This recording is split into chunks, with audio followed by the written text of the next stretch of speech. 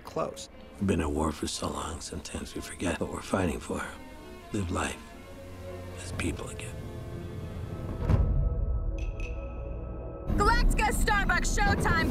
We got one turkey playing hide and seek in the clouds. When we made Starbuck a woman, it was the most controversial thing before the series came out. There was lots of, oh, and uproar in the fan community about how could we do this. Ultimately, I think it was one of the smartest moves that we made. It's exactly the kind of thing that you knew was going to get this huge backlash. You knew the fans are going to be up in arms about it. You knew there'd be all this controversy about it, and that's what you want. And with all due respect, sir, I am the best shot in or out of the cockpit. She's right. For once. She's the best pilot in the fleet. She's her own worst enemy. And Adama loves her like a daughter. Lee loves her like a lover. And everyone else kind of thinks she's insane. Oh, no.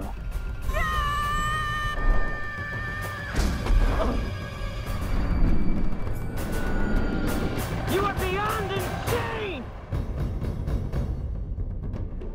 Lee Adama began the series as a fighter pilot. Captain, thank you for joining us. Captain. Commander, could you put your arm around your son?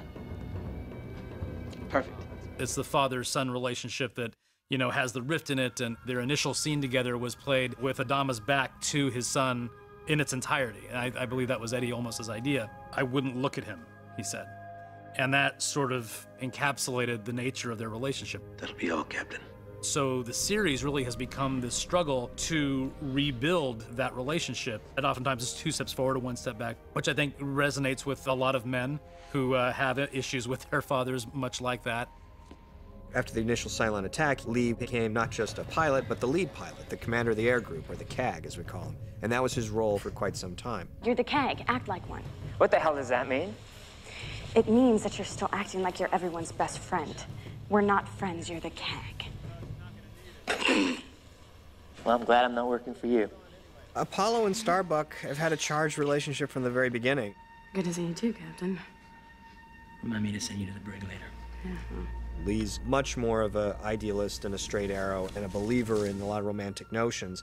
And Kara is anything but that. Kara continually is self-destructive and sabotaging herself and challenging authority or finding ways to destroy relationships that are very important to her. Kara got married. What? Yeah, about an hour ago. She wakes me up, she pops the question, she drags me down the priest, and bang, like that, we're married. So it was your idea. Yeah. And good luck. You're gonna need it. Lee, partially as a response, married Duala. And so they were married to other people for quite some time, and they still actually technically are. Gaius Baltar was a brilliant scientist and egotist back on Caprica, and he was a magnet for women and loved women in every way, shape, and form. Miss me? Can't you tell? I think Gaius Baltar is the show's libido. He's equal parts, you know, Stephen Hawking, Jim Morrison, and the backroom side of Bill Clinton. What are you doing here? Ultimately, that was part of his undoing and the undoing of the human race. You were chosen for my mission. What mission? You knew I wanted access to the defense mainframe. Oh my God. Once he realized that, and realized that the woman he had been seeing was a Cylon, who we came to know as Number 6, he had a complete mental break, and he started seeing a Number 6 that would appear to him and talk to him. This is insane. And what I want most of all is for you to love me. God is love. No! Baltar's never been on the side of the Cylons, but he hasn't never really been on the side of the humans either. He's really on his own side. Every time I feel like we're going to tell a story where Baltar's going to finally learn his lesson, somehow he'll find a way to compromise himself. You're here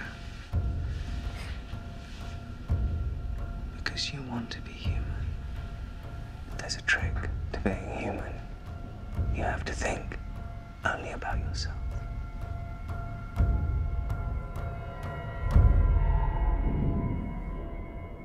You look so lovely tonight.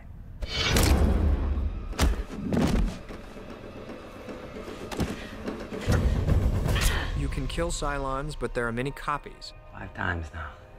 Their consciousness and their entire memory is instantaneously downloaded into a new body, and they resurrect. You've been reborn. And this, in some ways, makes them a very difficult enemy to ever really conquer, because as many times as you mow them down, more just keep coming up behind them. This man has been identified as a Cylon agent. There's only 12 models of Cylons that we know. Some may not even know they're Cylons at all. They could be sleeper agents programmed to perfectly impersonate human beings until activation. This idea that your best friend, your lover, the person whom you've known your entire life might be able to turn on you in a way you would least expect at a time you would least expect. Let's get you debriefed. Yes, sir. Sharon, aboard Galactica in the miniseries, was unaware that she was a Cylon. Roger that, Galactica.